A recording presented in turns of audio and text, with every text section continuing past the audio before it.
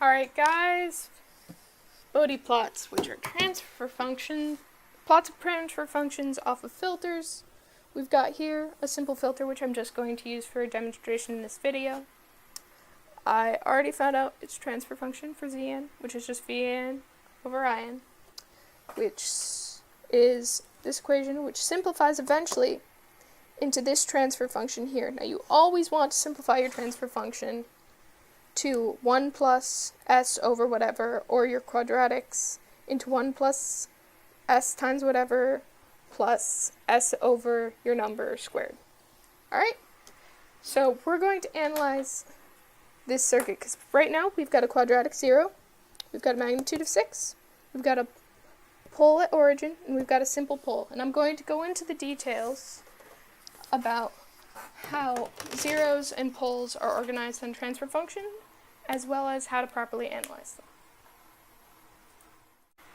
Alright, so starting with poles, let's go over all of the possible parts of a transfer function. So, the denominator are poles. As we went over before, we've got our pole at origin, JW. We've got our simple pole, where it's 1 plus JW over your value for your simple pole. You've got your quadratic pole, where you've got this complicated looking equation where it comes out where it's 1 plus whatever this value is, doesn't really matter, JW over your quadratic pole value squared.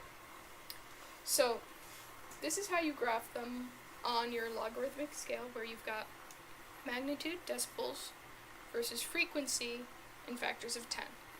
So the pole at origin ideally will go through 1, and it will have a slope of negative 20 dB per decade.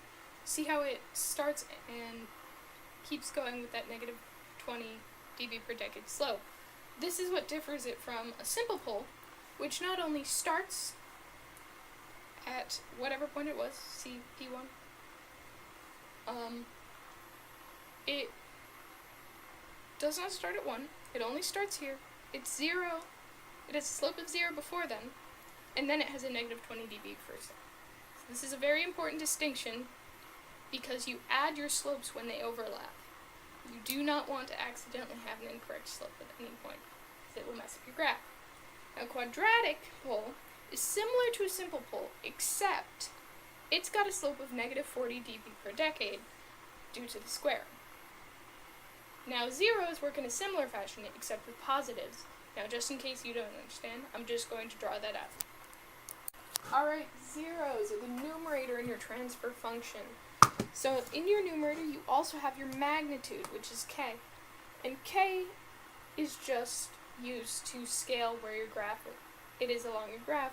So 20 log of k is basically where your graph starts. See how these examples are all centered around 0, right?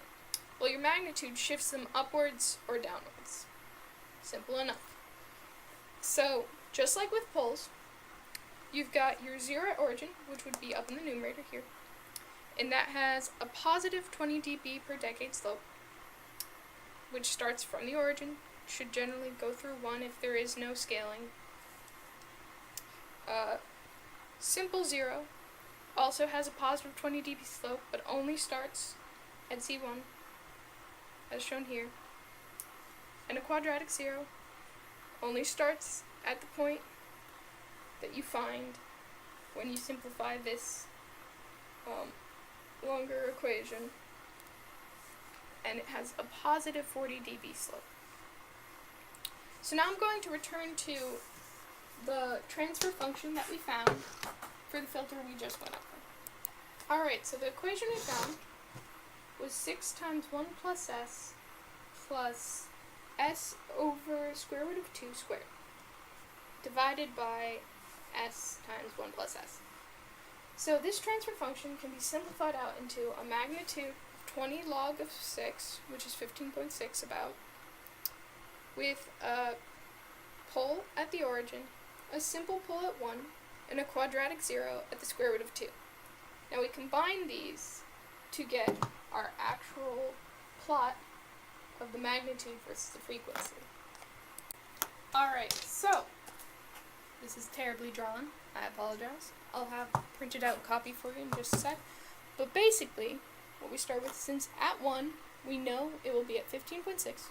We put that point in, and we know we have a pole at origin, so we know the slope going to this point, because we don't have any point before it, is going to be negative 20 dB. So we draw our line out of negative 20 dB. Normally you'd use a straight edge in your graph to find out the proper alignment of it. And then, since we have a simple pole at 1, which is another negative 20 dB slope, we're going to briefly have a period between 1 and square root of 2 of a negative 40 dB slope, because they add. Now, the instant it hits square root of 2, though, our quadratic zero kicks in, which is a positive 40 dB slope, which gives us a slope of 0. So we get this wonky little graph. That actually looks like something more along the lines of this. Now, I drew over the actual graph for this function, but you can see where it goes, and it hits 15.6, and you can see where it hits 0, you can see where it's got the negative 20, the brief dip into negative 40 dB, and where it goes into the 0 slope. So that's the basics of how to do a magnitude plot. This is supposed to be a 5-minute video, but I can briefly go over how a phase plot works. I'm just going to give you guys a picture of the basics of how a phase plot works. And this would be the phase plot of the transfer function we found. I can go into detail on doing the phase plot in another video if you need me to, but I'm supposed to keep this video to about 5 minutes. Alright, I hope that helped. If it didn't, just message me or respond in the comments. Have a great day. Good luck with your Bode plot. Okay, very simple, very quick. This is how phase is organized. Ignore this gain and phase thing right here. But based on the graph I drew before, the transfer function, this is how you organize it properly or analyze zeros at origin, poles at origin, your simple pole, your simple zero, your quadratic pole, your quadratic zero. Alright? Sorry I couldn't include this in the video, guys. Time limit.